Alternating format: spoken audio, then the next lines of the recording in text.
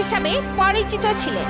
তাকে কোনো রাজনৈতিক দলের নেতা হিসেবে মানায় না, জানালেন অনুসূচিত জাতির বিজেপি রাজ্যিক সভানেত্রী মুন স্বর্ণকার।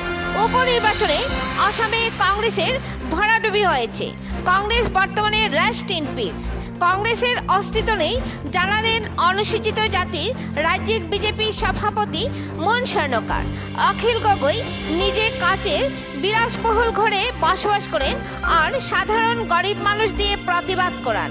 বর্তমানে রাইজর দলের কোনো হাওয়া কোথায় নেই, জানালেন মুন স্বর্ণকার। তাছাড়া বর্তমানে কংগ্রেস অস্তিত্বহীন হয়ে পড়েছে। কংগ্রেসের সময়ে কোনো উন্নয়নমূলক কাজে ট্যাক্স দিতে হতো, বর্তমানে কেন্দ্রে ও রাজ্যে বিজেপি সরকারের সময়ে সর্বত্র ট্যাক্সবিহীন কাজ চলতেছে, জানান বিজেপি সভানেত্রী মুন স্বর্ণকার। হাইলাকান্দি থেকে সিপ্রিয়ান ডায়াসের রিপোর্ট। পরবর্তী খবর পেতে হাইলাকান্দি দর্পণ টিভি নিউজ চ্যানেলটিকে একটি লাইক ও ফলো করে পাশে থাকুন। ধন্যবাদ। আপনারা সবাই জানেন যে অখিল গগৈ মহোদয় একজন সোশ্যাল অ্যাক্টিভিস্ট হিসাবে ফিল্ডে পদার্পণ করেছিলেন। ওনার হয়তো লুকানো স্বপ্ন ছিল বিধায়ক হওয়ার বা রাজনীতিতে আসার, কিন্তু রাজনীতিতে আসতে হলে জনাদেশের প্রয়োজন আছে, আর জনাদেশ এমনি পাবেন না, যার জন্য উনি সোশ্যাল অ্যাক্টিভিস্টের একটা মুখা পরে ফিল্ডে নেমেছিলেন। তখনকার সময় আপনার মাধ্যমেই বহুত মিডিয়াতে ভাইরাল হয়েছিল, আজকে অমুক আন্দোলনে অখিল গগৈ অতজন, প্রায় এভরি অল্টারনেট ডে ওনার আন্দোলন থাকতো। নিরীহ মানুষগুলোকে পাহাড় থেকে নামিয়ে এনে গরিব দুঃখিয়া মানুষগুলোকে মানে গ্রামগঞ্জের দিকে তুলে এনে রাজপথে বসিয়ে রোদে বৃষ্টিয়ে ওদেরকে জ্বালা যন্ত্রণা দিয়ে ক্ষুধায় ওদেরকে রেখে ওদের সঙ্গে একটা মানে সোশ্যাল অ্যাক্টিভিস্টের মুখা পরে উনি যে ওদেরকে ব্যবহার করলেন, আর করার পরে উনি যে নিজে একজন বিধায়ক হয়ে গেলেন নির্বাচনে, এটা সবচেয়ে বড় মানে লজ্জাজনক কথা। যে নিরীহ মানুষকে বিক্রি করার যদি পদ্ধতি কেউ নিয়েছে, কেউ আচরণ যদি নিয়ে থাকে, সেটা একমাত্র অখিল গগৈ আসামে। এটার একদম প্রকৃত নিদর্শন। কিন্তু গরিব দুঃখিয়া মানুষ, নিরীহ মানুষকে নিয়ে সোশ্যাল অ্যাক্টিভিস্ট হিসাবে নিজেকে সাজিয়ে এরপরে উনি দেখলাম রাজনীতির পাশে এই মানুষগুলির মাথা বিক্রি করে এদেরকে নিয়ে, আর নিজে আজকের দিনে উনি একজন পলিটিক্যাল রিপ্রেজেন্টেটিভ, উনি একজন আসাম লেজিসলেটিভ মেম্বার। উনি যদি ঠিকই সোশ্যাল অ্যাক্টিভিস্ট থাকতেন, তাহলে উনার জায়গায় অন্য কোনো নিরীহ মানুষকে এই সুযোগ দিতেন। উনি নিজের স্বার্থের জন্য যেগুলি কাজ করেছেন তার পরিণাম উনি ভুগছেন, আগামী দিনে উনি ভুগবেন।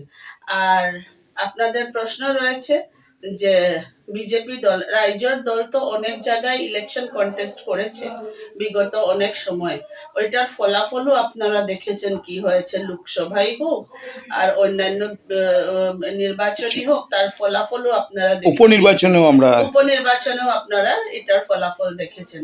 তাই আমরা বেশি কিছু বলতে চাই না, কেন আমরা কথা কম কই, কাজ বেশি করি। ভারতীয় জনতা পার্টির এটাই নীতি রয়েছে যে কথা কম বলবে, কাজ বেশি করবে।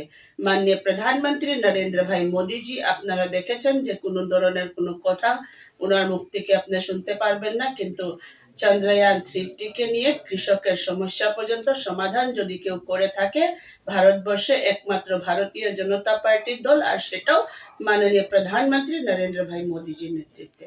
আসামে যদি অরুণোদয় আসনের থেকে ধরে সেলফ হেল্প এসএইচজি গ্রুপের উত্থানের থেকে ধরে যুবক ভাই বন্ধুদের উত্থানের থেকে ধরে 1 টাকা ঘুষ না দিয়ে ছেলে মেয়েদের চাকরি পাওয়ার থেকে ধরে মানে সহজ সরল গ্রামীণ মানুষের সোজা ভাষায় ওদের সমস্যা বুঝে ওদের সমস্যার সমাধান করার যে ব্যবস্থা, কেবল আর কেবল আমাদের মাননীয় মুখ্যমন্ত্রী ডক্টর হিমন্ত বিশ্ব শর্মাজির কাছে আছে। তাই আমরা কথা কম বলি, কাজ বেশি করি, সেটা আমাদের নীতি রয়েছে। আর যে ব্যক্তি যার নিজের বাড়িটাই কাচের থাকে, সে অন্য ঘরে ঢিলা মারলে ভালো লাগে না।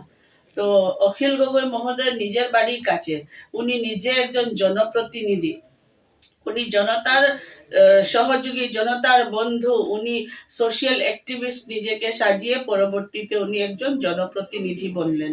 আর উনার নিজের বাড়ি কাছে রয়েছে, তো উনি অন্যর বাড়িতে ঢিলা মারাটা খুব ভালো হবে না, পরে উনি বিপদে পড়বেন। তো আমি বেশি কথা বলবো না, কিন্তু এটা নিশ্চয়ই বলবো, বাউনা জানেন তো বাউনা কাকে বলা হয়? বাউনা হয়ে চাঁদকে ধরার চেষ্টা করাটা ভুল হবে।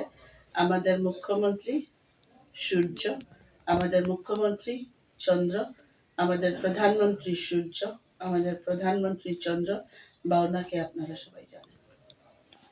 যে বরাক উপত্যকার হলো ভারতীয় জনতা পার্টির জন্মস্থান, আর এখানে আমরা ভারতীয় জনতা পার্টির যারা কার্যকর্তা রয়েছি বা আম জনতা যারা রয়েছি, আমরা সবাই কিন্তু নদীর ধারে ধারে হাঁটি, আমরা কিন্তু উল্টো ধারে হাঁটি না, যার জন্য অ্যাক্সিডেন্টের সম্ভাবনা কম থাকে, আর ম্যাক্সিমাম সিটে ভারতীয় জনতা পার্টিরই জিত হয়। আর সবচেয়ে বড় নিদর্শন তো সামগ্রী নির্বাচন আপনাদেরকে দেখিয়ে দিয়েছে, যে আজকের দিনে মুসলমান হিন্দু উভয় ভারতীয় জনতা পার্টির মাননীয় প্রধানমন্ত্রীজির যেটা মন্ত্র ছিল, সবকা সাথ সবকা বিকাশ সবকা বিশ্বাস সবকা প্রয়াস, মাননীয় মুখ্যমন্ত্রী ডক্টর হিমন্ত বিশ্ব শর্মা যেটা স্বপ্ন দেখেছেন যে ভারতবর্ষের ভিতরে অসম সর্বশ্রেষ্ঠ 5টা রাজ্যের ভিতরে 5টা রাজ্যের ভিতরে আসাম একটা রাজ্য হবে, সেই স্বপ্ন সার্থক করতে গিয়ে মাননীয় মুখ্যমন্ত্রী ডক্টর হিমন্ত বিশ্ব শর্মা মহোদয়ের নেতৃত্বে যে সরকার চলছে, দিন রাত জনগণের সমস্যার জন্য কাজ করে যাচ্ছে। গতকালকে উনি এসেছেন, এসে এখানে অনেক কিছু আধারশিলা রেখে গেছেন, অনেক কিছু ওপেনিং করে গিয়েছেন। তো আমার আশা রয়েছে যে দেশ উন্নয়নের দিকে যাচ্ছে, আর দেশের জনগণ উন্নয়নকে সমর্থন করেছেন, তাই সামগ্রীতে ভব্য জিত ভারতীয় জনতা পার্টির হয়েছে। যে ব্যক্তি ধুবড়িতে 10 লক্ষ ভোট পেতে সফল হয়েছিল, সে ব্যক্তি নিজের বাড়িতে দিশাহীন, নিজের বাড়িতে পরিচয়বিহীন হয়ে গেল। তো এটাই হলো উন্নয়নের জোয়ার। এবারে 5টি উপনির্বাচন আমাদের আসামে হয়েছে, এর মধ্যে আমাদের ধলাই, তো ধলাইয়ের সিটের ব্যাপারে কংগ্রেসের ওরা সবাই বলে আসছিল যে ওরা নেবে, কিন্তু মানে আখিরকার বিজেপিরই জিত হলো। হ্যাঁ, Congress is now rest in peace, Congress এখন রেস্ট ইন পিসে আছে। হ্যাঁ, তো যেখানে নেতাদের মধ্যেই ঝগড়া থাকে, লড়াই থাকে, আমি বড় না তুমি বড়, সেখানে উন্নয়ন বা জিতের তো সম্ভাবনাই থাকে না। প্রথম ওনারা জনগণের মন জয় করতে শিখুন। ওনাদের সময় যখন চলছিল, আপনারা সবাই জানেন যে দালাল রাজ চলছিল, প্রত্যেকটা স্কিমের এগেনস্টে 100 জন দালাল ছিল। আজকে স্কিম ডাইরেক্ট বেনিফিশিয়ারি পায়, দালাল মুক্ত ভারতবর্ষ, দালাল মুক্ত আসাম।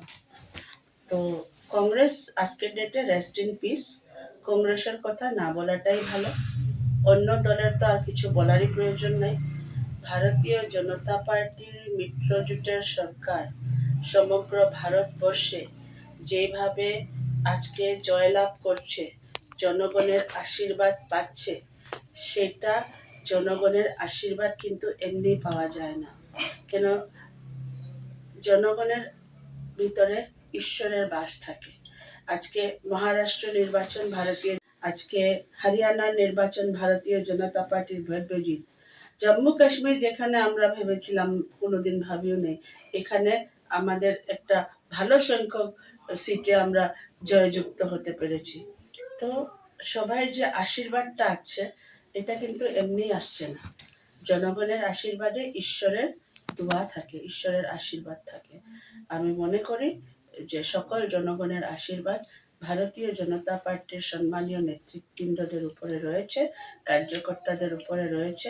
আমরা সব দিন জনগণের কাছে বাধ্য, না কোনো দলের কাছে বাধ্য, না কোনো দলের কোনো নেতার কাছে বাধ্য।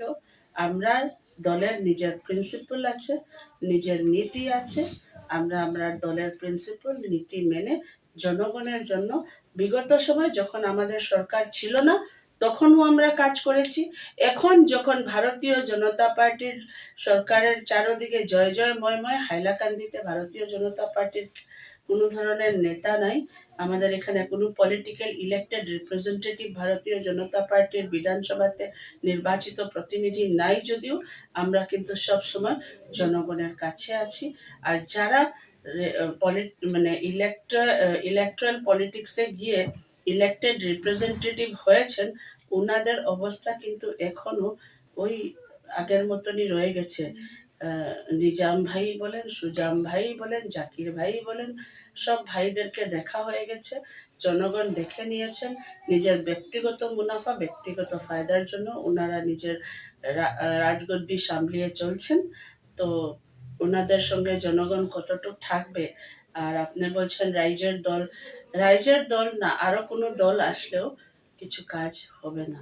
এখানে আজকের ডেটে একটাই কথা, জনগণের জনাদেশ ভারতীয় জনতা পার্টির সঙ্গে আছে, আসামের জনগণের জনাদেশ মাননীয় মুখ্যমন্ত্রী ডক্টর হিমন্ত বিশ্ব শর্মাজির সঙ্গে আছে।